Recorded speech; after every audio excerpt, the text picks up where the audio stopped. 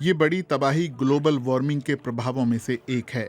2020 और 21 के चक्रवातों ने पश्चिम बंगाल में कहर बरपा दिया था। लाखों लोगों की रोजी रोटी छिन गई थी। हम क्या करें? बस राहत के भरोसे रह गए हैं। काम खोजने के लिए हमें सुंदरबन छोड़ना पड़ेगा। यहाँ तो कुछ भी नहीं बचा है। भारत का पूर्वी राज्य पश्चिम बंगाल देश के उन बहुत सारे इलाकों में से एक है जो जलवायु परिवर्तन की मार झेल रहे हैं।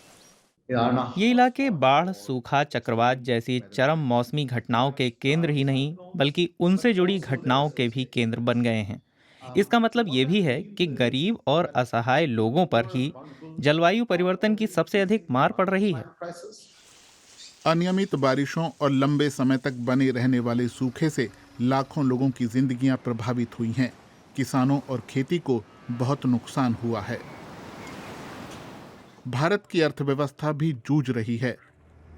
अगले 50 साल में सेवा उद्योग और निर्माण और परिवहन सेक्टर को मिलाकर अर्थव्यवस्था को 11,000 अरब अमेरिकी डॉलर का बहुत बड़ा नुकसान झेलना पड़ सकता है। जलवायु संकट की अनदेखी होती रही तो फुटकर पर्यटन और उत्पादन सेक्टर पर भी मार पड़ेगी। 2015 में 190 से ज्यादा देशों ने ग्लोबल वार्मिंग को 1.5 डिग्री सेल्सियस तक सीमित करने का पेरिस समझौता किया था। भारत ने कार्बन उत्सर्जन में कटौती और 3 अरब टन कार्बन डाइऑक्साइड को सोखने लायक वन क्षेत्र बढ़ाने का वादा किया था। 2030 तक देश अपनी 40% बिजली अक्षय ऊर्जा स्रोतों से लेना चाहता है और लगता है भारत सही रास्ते पर है। 2010 में हमारे पास सौर ऊर्जा 20 मेगावाट से भी कम थी। आज पवन, सौर और बायोमास से 1 लाख मेगावाट से अधिक है। ये बदलाव दूसरी बहुत सी जगहों पर नहीं आ पाया है। भारत के पास पर्याप्त धूप है, श्रम भी सस्ता है। आज भारत दुनिया में सबसे सस्ता सौर ऊर्जा उत्पादन कर रहा है, लेकिन देश की बढ़ती ऊर्जा जरूरतों को पूरा करने के लिए ये नाकाफी है। 2/3 बिजली अब भी कोयले जैसे जीवाश्म ईंधन से आती है। सरकार पहले की अपेक्षा और ज्यादा कोयला खदान और कोयला आधारित ऊर्जा संयंत्र खोल रही है, लेकिन अब उसने 2070 तक कार्बन न्यूट्रल होने का वादा किया है।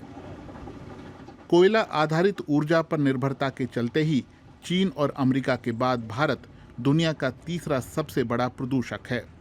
जानकार कहते हैं कि भारत अगर नहीं संभला तो वो इस सदी के आखिरी 50 साल में ग्रीन हाउस गैसों का मुख्य उत्सर्जक देश बन सकता है। भारत दूसरे देशों से उदाहरण के लिए टेक्नोलॉजी ट्रांसफर को बढ़ावा देने की बात कह सकता है, और वो ऐसा कर भी रहा है। भारत जैसे देशों को अगर हम ग्लोबल वार्मिंग को रोकने के प्रयासों में शामिल नहीं कर पाए तो 1 दशक या 15 साल के दरमियान 1.5 डिग्री तक गर्म होना तय है। इसका मतलब होगा वैश्विक नाकामी। भारत जैसे बड़े देश को 1.5 डिग्री सेल्सियस के रास्ते पर और निर्णायक तेजी के साथ आगे बढ़ना होगा, तभी वैश्विक जलवायु संकट को नियंत्रित करने की संभावना होगी।